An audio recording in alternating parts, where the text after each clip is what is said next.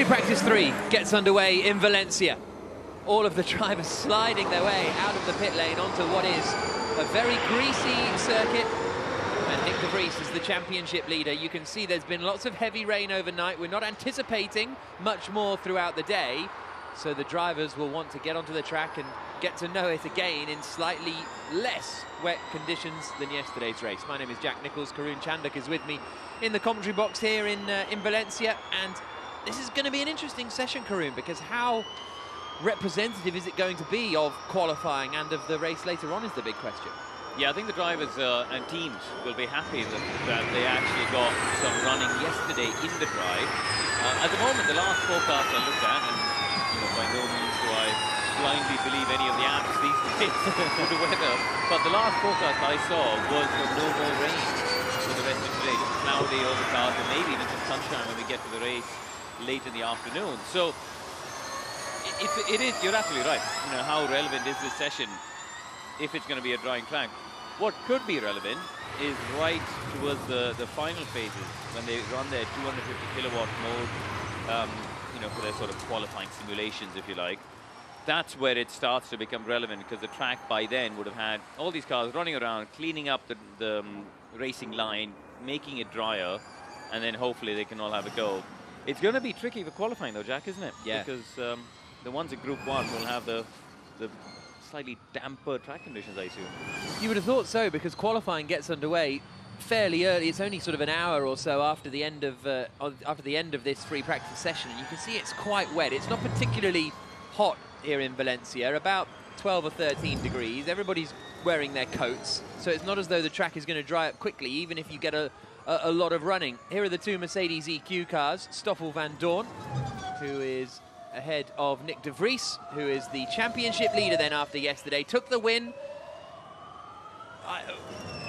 It wasn't a fortunate win yesterday. That's not the right way of putting it for Nick de Vries, because he was driving very, very well indeed, was closing in on the race leader, Antonio Felix de Costa. Fortunate, or smart, or however one you put it, in that he didn't get caught up in the energy shenanigans at the end, but he's an impressive driver, Nick de Vries. But once again, his teammate Stoffel van Dorn was the one who actually took pole position and had to start at the back of the grid. So I think if we do end up sort of with these two Mercedes fight, it's going to be a really interesting duel between that man there, Van Dorn, and his teammate de Vries here. They've both really taken the Formula E, haven't they? Yeah. They're relatively newcomers to the championship when compared to, the Buemis and Degrassis of the world, but they've really got on top of it. I think the team has really got on top of it as well.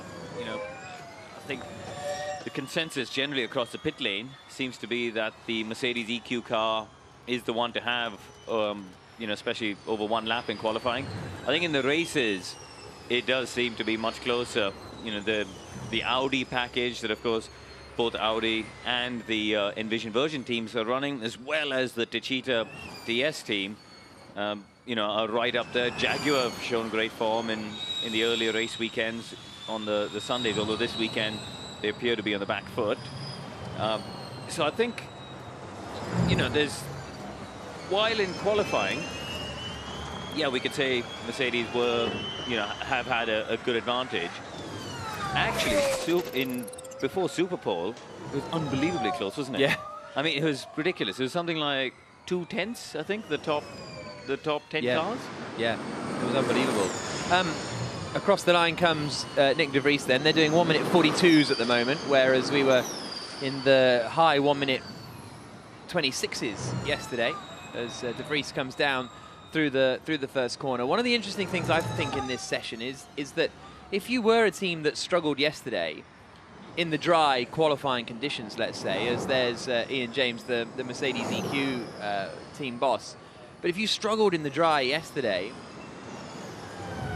can you work on that today? I'm thinking of sort of a Sam Bird who struggled with getting the car turned sort of mechanically, let's say, and Robin Freitz as well, who struggled a little bit with the balance of the car. Can you achieve any changes to that in a session like this, ahead of what could be a dry qualifying session as we look at Robin Freitz?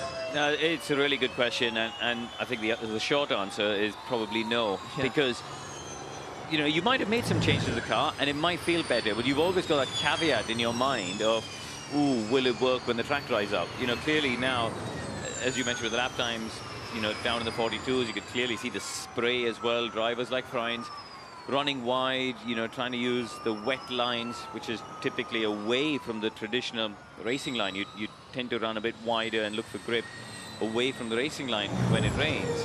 So, you know, the track conditions are quite some way away from the dry conditions we saw in free practice and qualifying yesterday. Here is Robin Freins then, who is third in the championship standings, fourth in the championship standings, level on points with Sam Bird in third in the standings. They are 14 points adrift of Nick de Vries at the top. Then it's Van Dorn on 48, Bird and Freins on 43, Evans on 39. Then a 7-point gap to Pascal Wehrlein in 6th position on 32 points. Now this is Antonio Felix da Costa, who's been exploring the scenery already as he comes into turn 4, tries to use that wide line, went for an even wider line. Nothing too dramatic for da Costa there in the end. So we now look at Max Günther in the BMW, making his way around the track ahead of one of the Neos of Oliver Turvey as they come through that final chicane.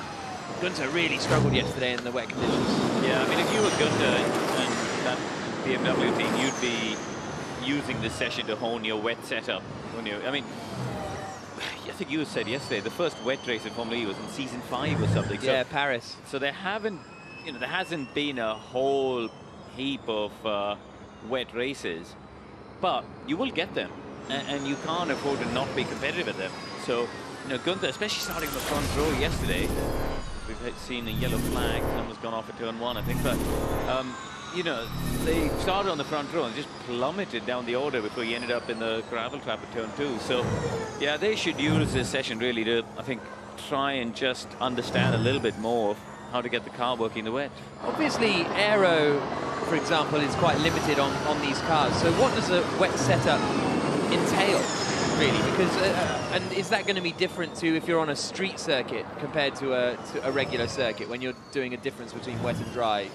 I think a big element of it is actually with the electronics with these cars. You know, they don't have, let's say, traction control, but they use a variety of maps to deliver the torque. So when the driver presses his foot on the accelerator, obviously the power gets delivered to the back wheels. But the way the power gets delivered to the back wheels can be adjusted. You know, you can have a sharp spike when you initially touch it and then it plateaus a little bit, or you can have a softer initial phase and then it ramps up later on. Similarly with the regen, you know, when you brake or when you pull the paddle to recover energy, put it back in the battery, the aggressiveness with how that recovery happens can be adjusted. And when you've got less grip in the wet, all of these factors can come into play and affect your chassis balance, you know, affect the way you've got confidence in the car coming into it. There's obviously the standard mechanical things, right? There's things like the springs and roll bars and suspension bits that you can change. But I think it's just the uniqueness, I guess, with Formula E is on the electronic side as well. I think you can do quite a bit to make it work. Did you have to get your head around that as a driver when you were working on setup, when you were in Formula E? Or is it you say understeer and that's up to the engineers to decide what they do to fix that? No. You know, at the end of the day, the driver's the only one in the car who can feel it. And, you know, you absolutely are an integral part of that team and having to work out what's the best solution for you.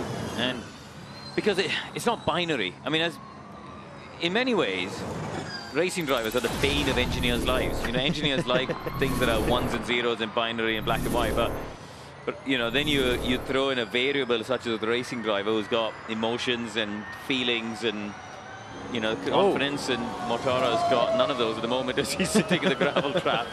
And he's beached. So Eduardo Mortara, that's at turn 12.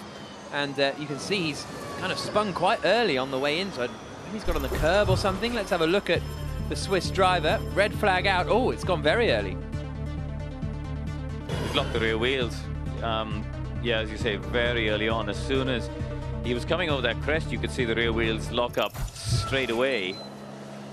That's not, you know, that's bad for him and the team, really, because this is a session, as I said before, where you want to be there at the end for the best track conditions to get an idea for qualifying, and that's bad news for them. So Mortara beached. We saw that so many times yesterday. Cars getting beached in the gravel, which is not a thing in Formula E most of the time. If I was the Rocky Venturi's team manager, I'd be on the blower to the FIA saying, could you please pick him up and just drop him back onto the concrete bit and let him just drive back to the pits, because if he, you know, rather than get the digger to pick him up and drop him off somewhere else or take him, I don't know, behind the barrier, if they can just put him back on that yellow bit of concrete, at least he can get back to the pits. Yeah, absolutely. Like Lewis Hamilton 2007. Yep. Nürburgring race. Yeah. So Mortara is sitting in the car. You have to stay in the car until the FIA say you're allowed to get out. That was a rule after Jean-Eric Vergne just got out of his car at Punta del Este one year and started walking back to the pits along the racetrack, which wasn't the smartest move ever, perhaps. So now the rule is you have to wait in the car until you're allowed to get out and told you can get out by the FIA. What happened to his car that day? It broke down. And what, he just left it there? He just left it there and just started walking back up the track. Well, fair enough, though. Yeah. If the car's broken down, what is he going to do with it? Well, not walk on the track. I think that was the key part. Sorry, He was on the track. Oh, right, okay, yeah, that is stupid. Sorry, I misunderstood that bit. Yeah. Which is a key element of your story. Exactly. I think they're doing exactly what you reckon, Karun. Here we go. Over they come. They're going to hoist him up. And this is where Mortara should be waving his arms, saying, turn left. Just don't turn right, turn left. Still, the car didn't feel great. I don't know how it was. Still, the car doesn't feel great, says Jean-Eric Vergne, and there you see Mortara having that looked like it would have felt like a long spin. You know, he was fighting with it, almost saving it for a long time. Yeah, I mean, Vergne is second last at the moment, so he's I don't understand why he is a bit concerned. But then, I mean, having said that, De Vries and Van Dorn are 19th and 20th, and Costa's 18th, so this is really not a very representative session. Right, which way is the digger? Is the digger going to help Venturi? Yes, I think it is. Lovely stuff. So that's a get-out-of-jail card for them. Yeah, absolutely. So Mortara will be dropped off. Obviously, if this were in the race, he wouldn't be able to continue, but in practice, he can go back to the pits, wipe out a bit of the gravel, and carry on in with his session. It's always a bit disconcerting, if I'm honest, when you're sitting there and the digger picks you up. Have you been lifted? I got dropped once. No. I got a Croft in, I want to say 2002 or 3. Yeah. And this digger picked me up, and I in what, a Formula 3 car? Formula 3 car. How was Quite the hard to warm-up? judge. Warm-up was quite okay, to be honest. Yeah, I didn't feel that much problem with the warm-up. So he's talking about tire temperature, but yeah, I got picked up by this digger, and then all of a sudden I started swinging because it's quite a windy day, and I just felt this bang as the front of the car smashed the ground. So yeah, that wasn't good. Wow.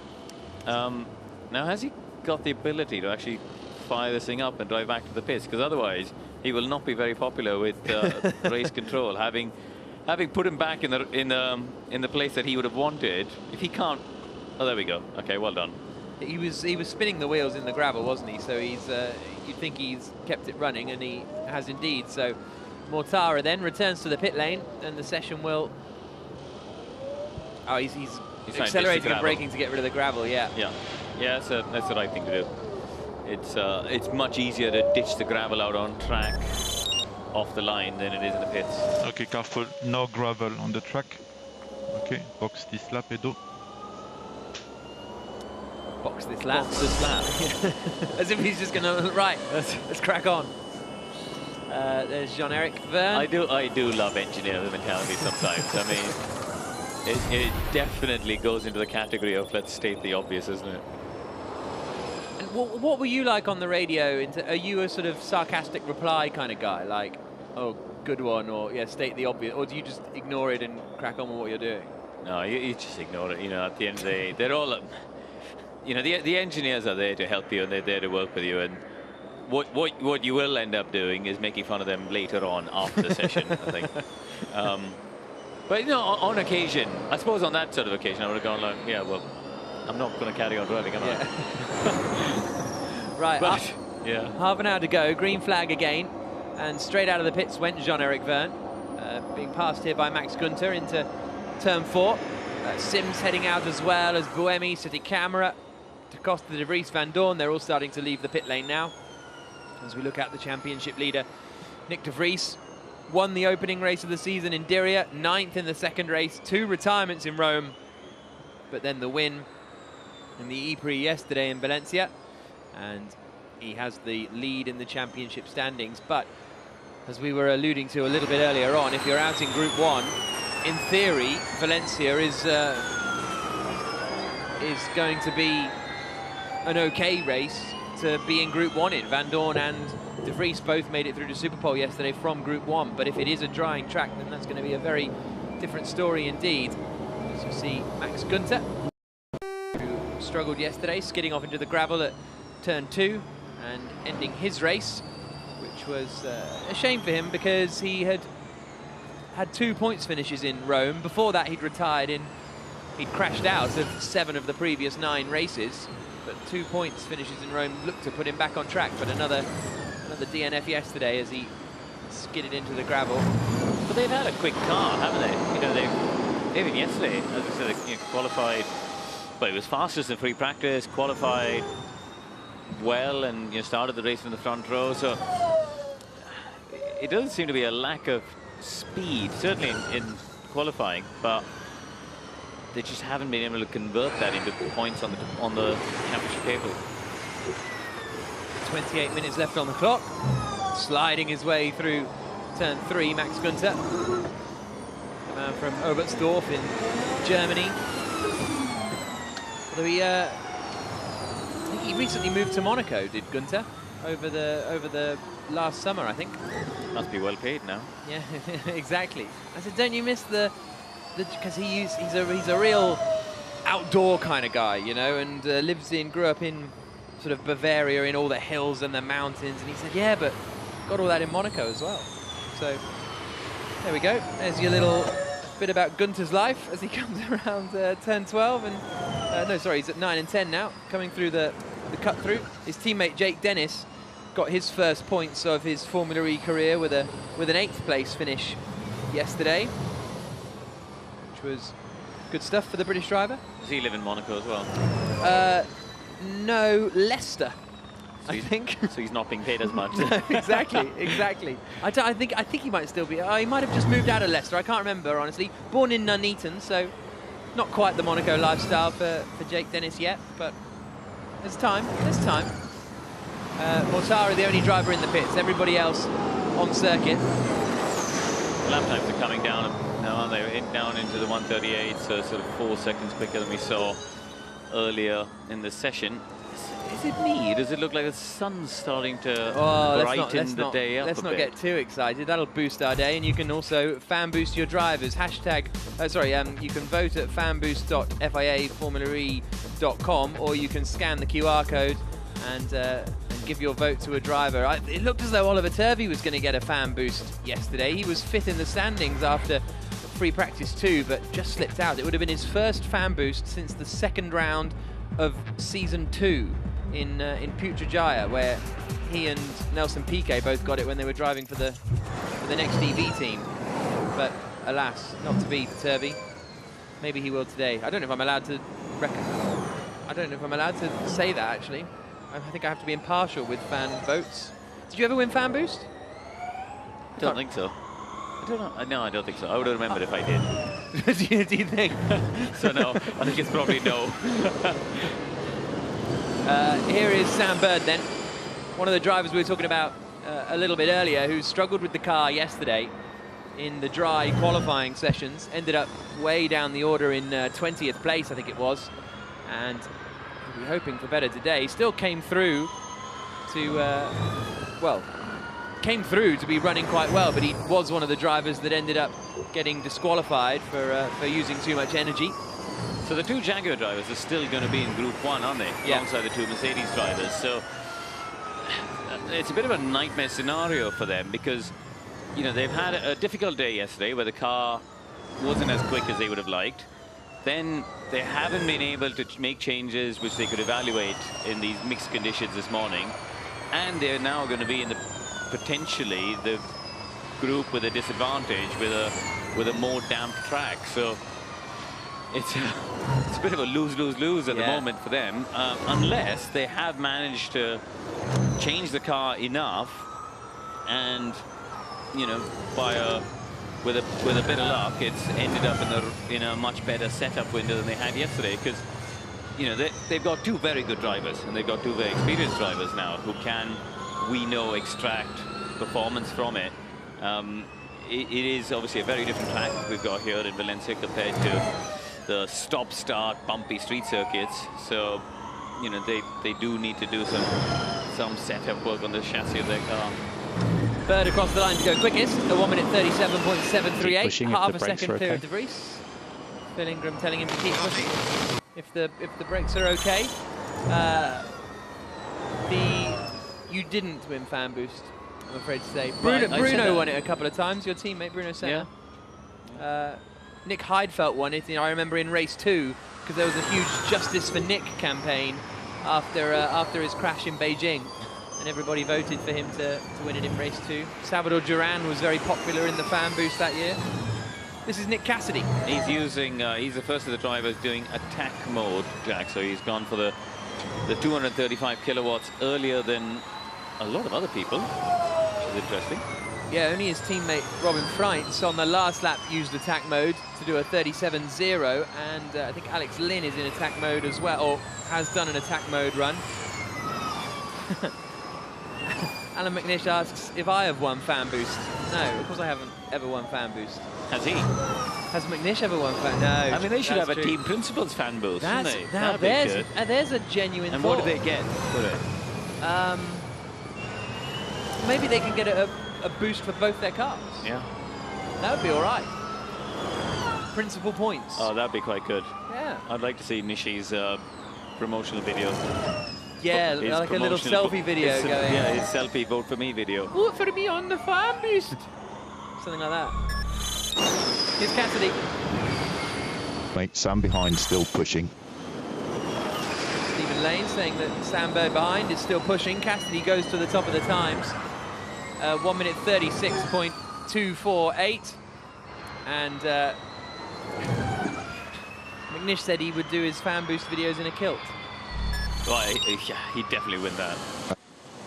I've done 2:35. You're currently quickest.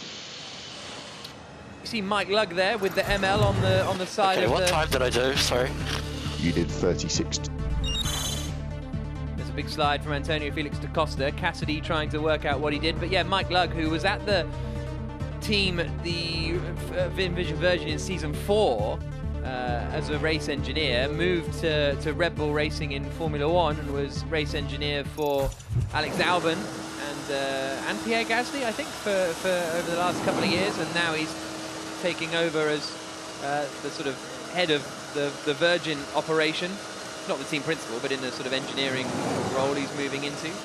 So good to have Mike Lugg back in the Formula E paddock. There is Alex Lynn, who was looking strong in the early stages yesterday, maybe struggling a bit on energy compared to those drivers around him, and slid back to sort of 8th place, but he was looking quite racy and did a beautiful move on Max Gunther around the outside at turn 4, which I'm sure Dilbag enjoyed.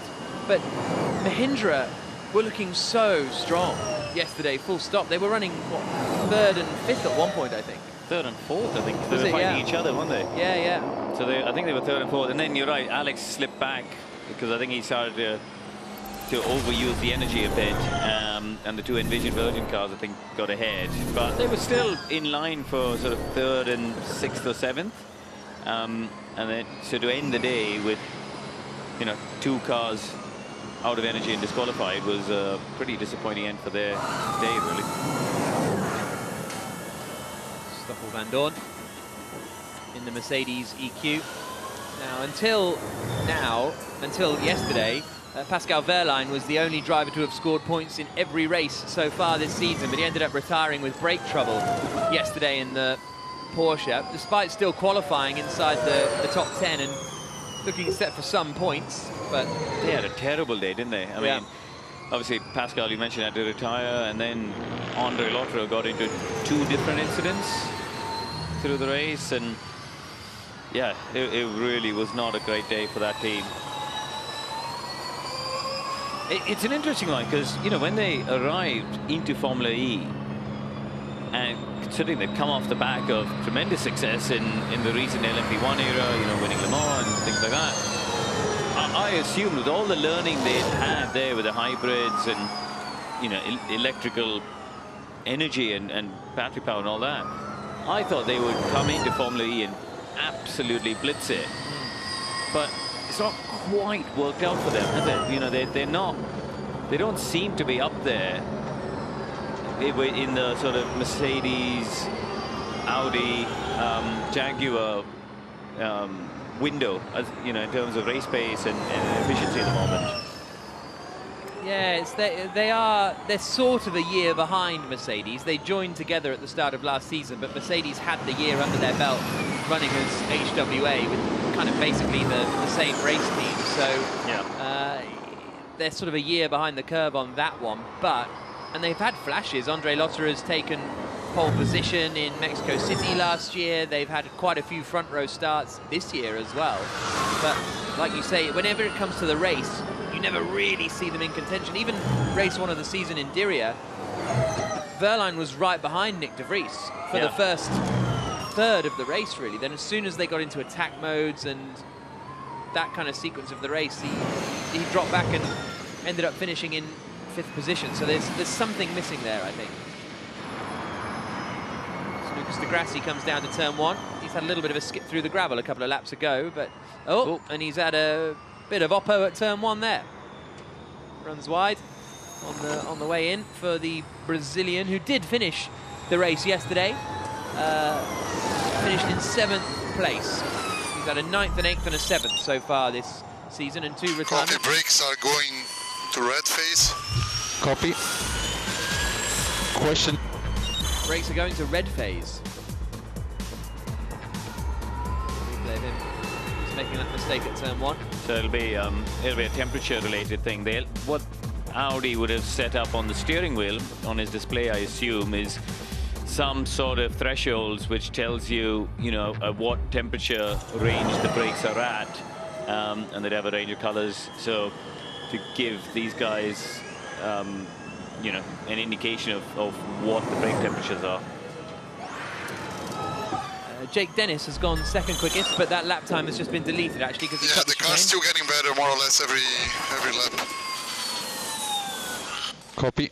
The trouble is with that, you're slightly chasing the track conditions, because the track conditions are getting better with every lap. You know, it's drying up. There's less water on line, so you're in this sort of cycle where you're trying to separate out between, are the changes you're making to the car making the car better, or is it just the track's getting better and therefore everything feels better anyway? And it's quite hard to separate that. I mean, frankly, it's impossible to separate that.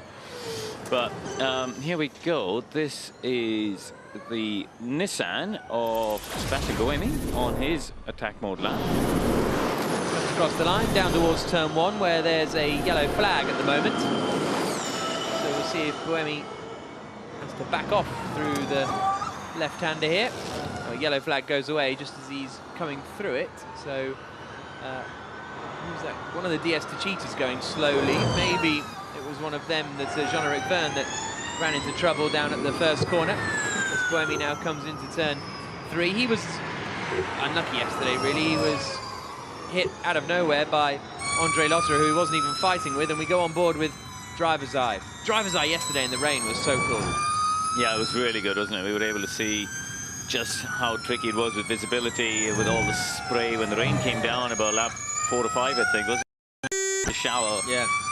It did make it massively tricky for these drivers. So heading down the back straight towards turn 8. Let's see if Buemi uses the wider wet line. He still does. So look, Jack, definite sunshine. Look, it's coming. Oh, wow. It's coming. Look at that. Stunning.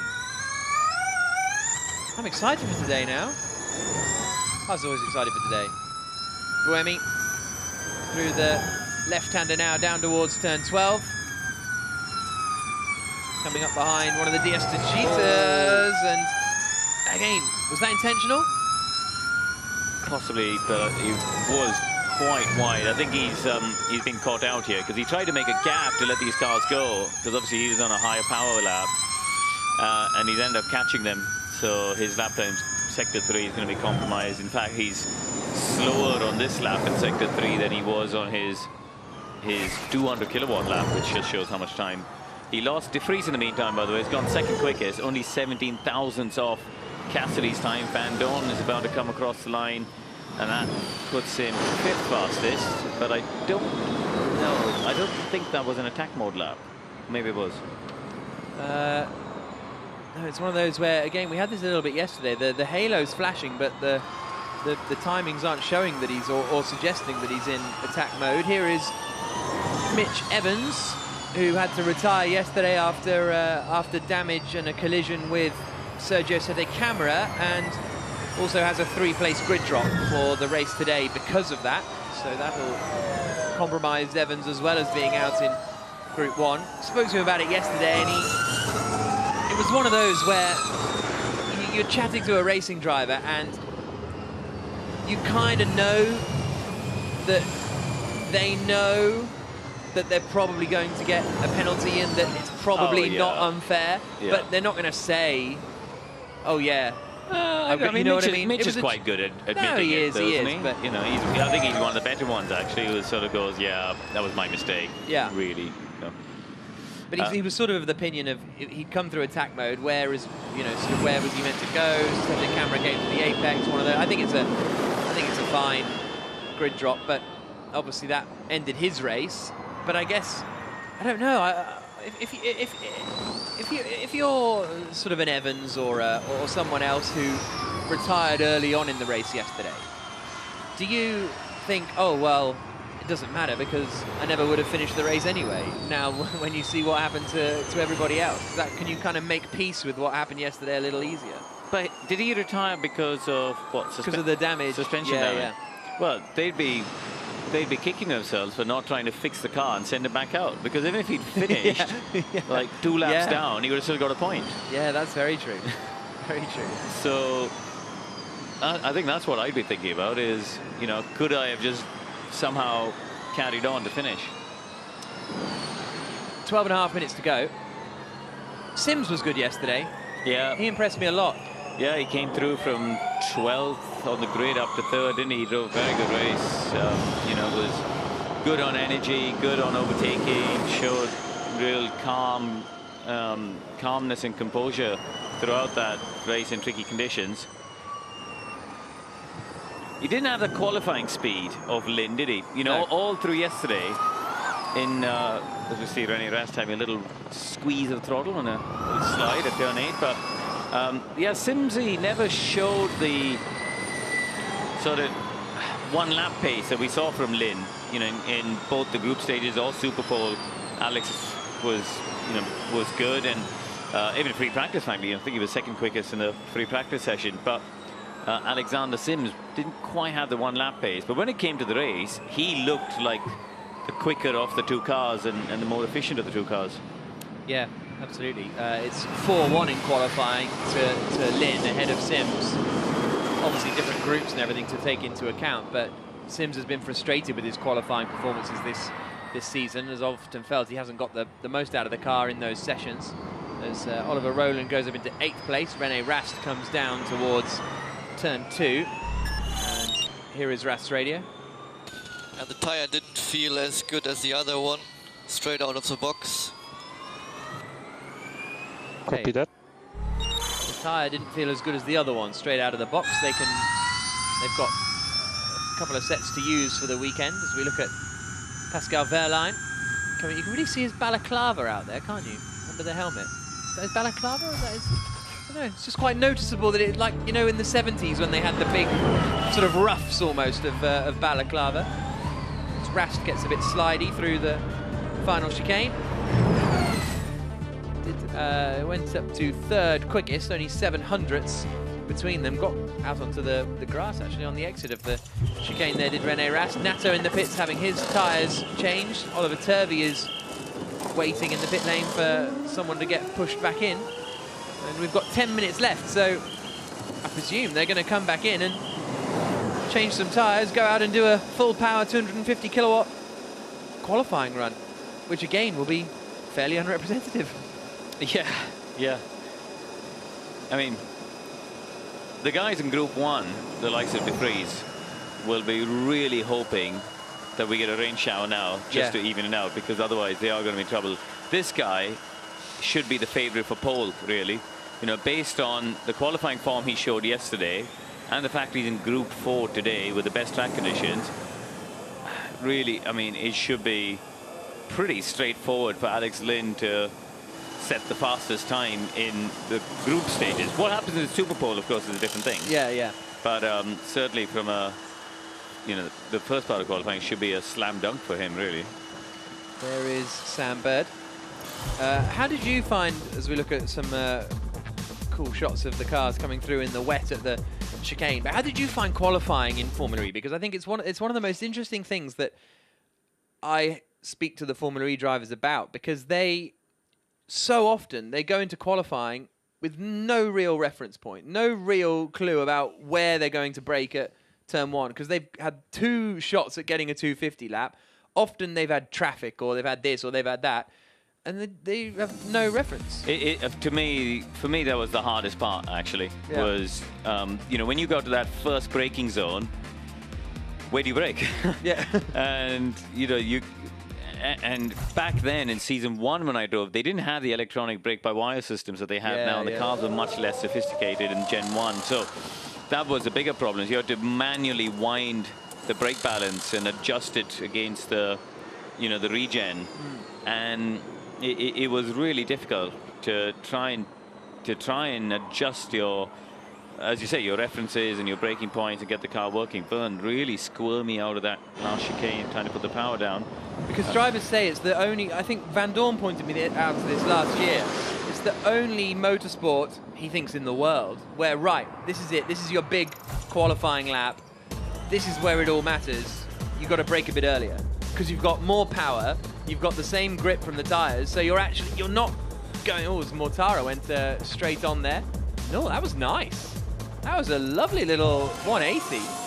But yeah, you're coming down to the first corner, and instead of just braking that little bit later, you've got to brake a bit earlier because you're arriving faster. Yeah, no, he's got a really good point there. It's like driving a different car, because, you know, between quali and race mode, 50 kilowatts, it's an extra 25% of power, basically. And it's it does make a significant difference, and you do have to have a lot of confidence in that in the first couple of braking zones, for sure. I think today we're going to see pretty much everybody do a build lap before they do the quality lap, aren't they? Because the drivers will need to do one lap to get a feel of the conditions and get a sense of what the track grip level is like. You know, when we get to qualifying with a bit more sunshine, just what it's like compared to what it is now. So here's Nick de Vries on his prep lap, I would have thought, as he weaves around the start-finish straight down towards turn 1. So they are doing an outer prep and then a full power lap preparation here for the Mercedes EQ squad. Cassidy's just left the pit lane. Roland, Buemi, Freins, Van Dorn, Mortara and Costa all on out laps. Norman Nato is the first driver to do a flying lap, but oh no, he's just fan boosting actually, isn't he, because he's running in attack mode. I think it's important to not take too many risks here, though. I think you mentioned before, there's only an hour between the end of the session and the start of qualifying, and you've got to be careful not to do any damage to your car, and not, you know, you don't want to throw it off the road. There's, you know, yeah, you have to get a feel for it, and you need to push, but if I was out there, I think you want to kind of drive at 90% just to get a feeling for it, and you know, not take any risks at the stage. 5.5 minutes left on the clock. There is Eduardo Mortara. in the Rocket Venturi machine. Coming down towards turn 12. And then out towards the chicane. He's followed on track by Nick de Vries, who comes down into the final corner. He's done his out lap, he's done his prep lap. Is he going to turn it up this time, Nick de Vries, and give it a full power lap? Yes, he is. So de Vries turns it up to full power. The car starts flashing purple. And he tries to get on the power out of the chicane. That's quite early. I'm surprised he's gone this early, to be honest. There's still, you know, 4.5 minutes to go. I would have waited another lap, which I think is what Van Dorn behind him is doing. So Mercedes splitting strategies a little bit here, but de Vries is going to be our first indication of a lap time this morning on the 250 high power mode. Yeah, Norman Nato slots into second on the attack mode lap, but de Vries is going to be quicker than that, you would have thought, as the Dutchman comes into the right-hander of turn 4 through the first sector split. And de Vries is 300ths up on Sergio Sette Camara's time, that is quickest at the moment. Cassidy and Roland and Freitz are all turning it up to 250 now to do their full power simulation run. De Vries isn't as much quicker as I would have expected, really, from Sette Camara. I mean, you know, a few hundreds, considering he's got the extra power, isn't actually a great deal. So Sette Camara's, what I'm trying to say, Sette Camara's lap time is actually, seems like it's very good. See what de Vries has through the middle sector. And he's actually down on Sette Camara after the middle sector, 300ths of a second away from the Brazilian from Belo Horizonte. De Grassi's going full power as well. We'll keep an eye out on all of those lap times. Cassidy's gone a bit quicker in sector 1 than Sette Camara, as de Vries now comes into the chicane and out across the line. Through the right and the left. You see him really working the wheel as he comes out there, and he comes through to go only 5th quickest. Nick Cassidy, as I say, went quicker in sector 1. He's about 700ths up after the first sector. We'll get his middle sector split in just a moment for Cassidy, and he's 2/10ths up now on Sette Camara's time. Definitely less grip with this set than the first set. Like, big difference. Copy that. That explains the slower lap time there for de Vries. It didn't look like a car that was underneath him. Cassidy, personal best in the middle sector. Van Dorn's 3/10ths up after the middle sector, so the other Mercedes EQ looks like it's got a bit more pace than de Vries was able to find. Cassidy goes to the top for 1 minute 35.685. Didn't do a great final sector compared to Sergio Sette Camara. So Van Dorn might be able to go to the top of the times. Here comes Robin Freitz. Turn. Van Dorn goes up into 4th place in the Mercedes there on the right-hand side, following Freitz. Don't know what happened to... I thought Freitz was on a full power lap, but his last lap was 11 seconds off the pace, so I don't know if he had an off or something in the middle sector, Robin Freitz. As de Grassi goes up into 3rd place. Here's Eduardo Mortara coming through turn 12, where he spun earlier on today. And after 2 sectors, Mortara is 3/10ths away from Cassidy, so maybe slotting up into the top 5. No, 14th. 8/10ths of a second away in the end. Lost half a second in that final sector. Van Dorn, I think, caught the traffic, didn't he? The last sector. He lost half a second compared even to himself with the traffic in the last sector, so he would have ended up just a little bit ahead of Cassidy, I think. Costa is only in attack mode by the looks of things, as he comes around the final corner. Swinging through that left. Oh no, he is in full power. Apologies. Comes through turns 9 and 10. The reigning champion, who looked set to... It's people like Costa that really lost out yesterday. Obviously, a lot of people lost points, but Costa was set to join the championship fight, basically. Whether that had been 25 points for the win or 18 for second, those were kind of the only 2 options that he was going to bag yesterday, and he'd have been right up at the top of the standings. Yeah, I mean, he was the biggest loser really yesterday, wasn't he? You know, as you say, is a guy who led and drove beautifully all day long in a strong performance. That's not a very strong lap though, 1.8 seconds off pace. No, you could really hear him struggling for traction coming out of the chicane. Lotter has gone to the top of the times. It's a Porsche 1-2 actually, 300ths between Traffic. Push 200, okay, keep pushing, keep pushing. Bird complaining about traffic. Here is Jean-Eric Verne. And Verne is down in 21st place. He's 4/10 down after the first 2 sectors. So it's good. Both Porsches actually are 4/10 clear of the rest of the pack. Look at that, Lotterer and Verline separated by 300ths. Then it's 4/10 to Bird, Cassidy, Sette Camera, etc. See what Verne can do through the chicane at the end of the lap and then out across the line. De Vries has taken the checkered flag. Session has come to a conclusion. And Jean-Eric Verne goes 18th. 18th for Verne. So both Diesta Cheetahs struggling a little bit. Meanwhile, Sebastian Buemi is less than 1/10 of a second away from Andre Lotterer after sector 1.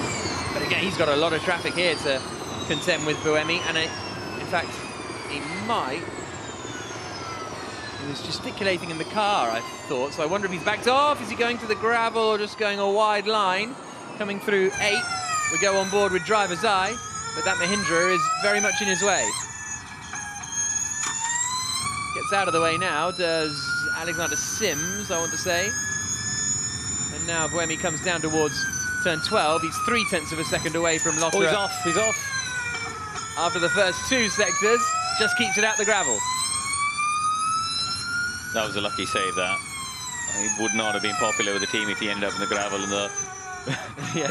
after the checkered flag of the session, but yeah, so out comes Buemi, and doesn't actually improve in the end after that, as you would expect. Muller goes 20th.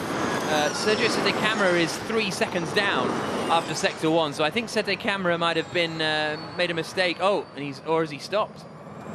He looks to be on the radio, a little bit frustrated, and he's found the runoff area on the exit of turn 8. So I wonder if that's mechanical or a mistake. I'm not sure I don't know where he's going to go there, because there's the barrier in front, and I wouldn't want to drive across the gravel. So if I was him, the session's over anyway, just leave it, just park there, and then somebody will push you back up the road and you could rejoin on the tarmac, because there's no point taking the risk of driving across the gravel now. Beautiful look to the coast. So Sette Camera on the radio saying if he comes off the brakes, the car keeps moving forwards. Even if he's in neutral, the car is moving when he comes off the brakes. So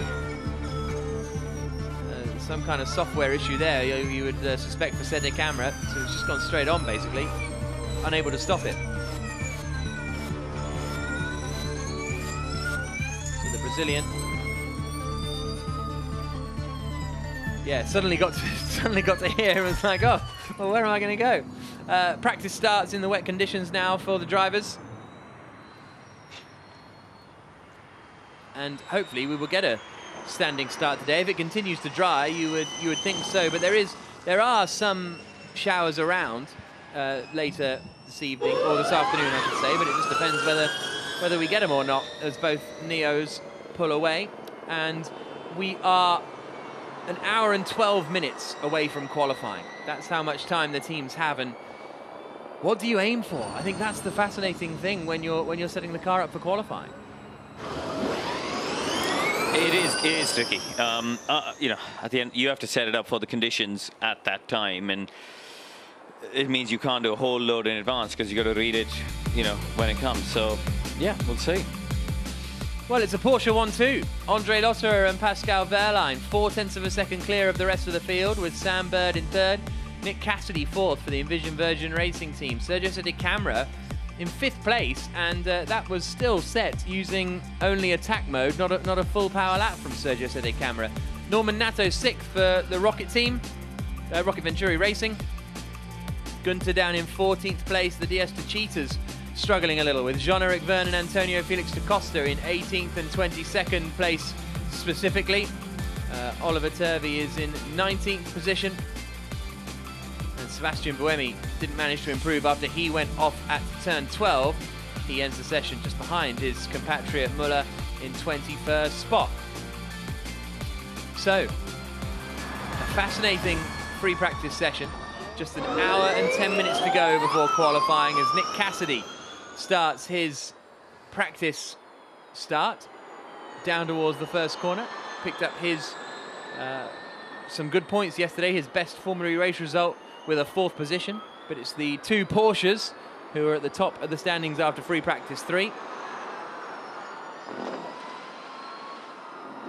As we look at the Valencia circuit, it created some good racing yesterday. I really enjoyed the race until it all sort of whatever at the end. But you know, we got some good overtaking, some good side-by-side stuff. Lucas de Grassi back in the garage having a chat with his engineers. Nick de Vries hops out of the car, goes over to Albert Lau, who we saw on the podium yesterday receiving the trophy for the team. He and Lau having a little bit of a chat before they go into their main debrief before qualifying in an hour or so's time. De Vries to the back of the garage. Verne getting wheeled back in. Now, DS the Cheetah really struggled in the wet in Rome as well. Rome qualifying, Jean-Eric Verne was the slowest. Really struggled to get any pressure and temperature in the tyres. On his outlap, he was really crawling around. And that meant that he had no tyre and pressures when he started the lap. So, and 18th and 22nd today suggests that maybe in the wet, DS the Cheetah is struggling a little. Sebastian Buemi making that mistake at turn 12, so ended down in 21st place. His first 2 sectors were okay. And if you want to vote for Nick Cassidy in the fan boost, why would you? Look at him. But you can do. Scan the QR code on the right-hand side or vote online at fiaformulary.com/fanboost. 1 vote per day, and the winning driver will get a burst of power at 250 kilowatts in order to try and make a move or build a gap, as we saw yesterday with Antonio Felix da Costa. Jake Dennis, I like his sunglasses. Robin Frantz needs some sunglasses by the looks of things. De Grassi, Van Dorn, Turvey, da Costa and Cassidy the top 5. Turvey's flying again. This is great. Will he keep it up? Stay tuned to the race later on today. I just find it exciting that Turvey gets fan boost. Here's a look at the third free practice session ahead of the second Valencia E-Prix. The 2 DS Cheetahs straight out on track in the early morning conditions, the damp early morning conditions. Antonio Felix da Costa had to skip through the gravel up at turn 4. Nick de Vries, yesterday's race winner, pushing early on in the Mercedes EQ. And then there was a brief red flag as Eduardo Mortara lost it coming through 12, spun into the gravel and beached the Venturi. Session got back underway. France headed back out onto the circuit. The sun started to peek through the clouds. Lovely slide from Max Günther in the BMW I Andretti. And he then made his way past Andre Lotterer in the Porsche. Lucas de Grassi ended the session's 7th quickest, despite this moment at the first corner where he slid out wide. The Brazilian managed to get back on track without too much drama. Pascal Wehrlein, 2nd quickest. And Alex Lynn was looking very strong yesterday in the Mahindra, although he ended the session slowest today, 2.1 seconds off the pace. Mortara had another little moment, just going straight on. That was Max Günther with a very dramatic getting out of the way. Oh, a skip through the gravel for Alexander Sims. Robin Frantz went into the gravel at well up at turn 2, but Andre Lotterer was the quickest. Look at this, it's coming. We'll see what qualifying is going to bring, because if that sun breaks through, we are in for an absolutely fascinating qualifying session. We're going to be getting underway with it. Well, the session will start in an hour and 6 minutes. Our show will start a little bit before that, and it could be a real mix-up in the championship, as ever in the ABB FIA Formula E World Championship. We'll see you in an hour or so for qualifying. The 2 Jaguar drivers still not looking too happy as they try and join the championship fight.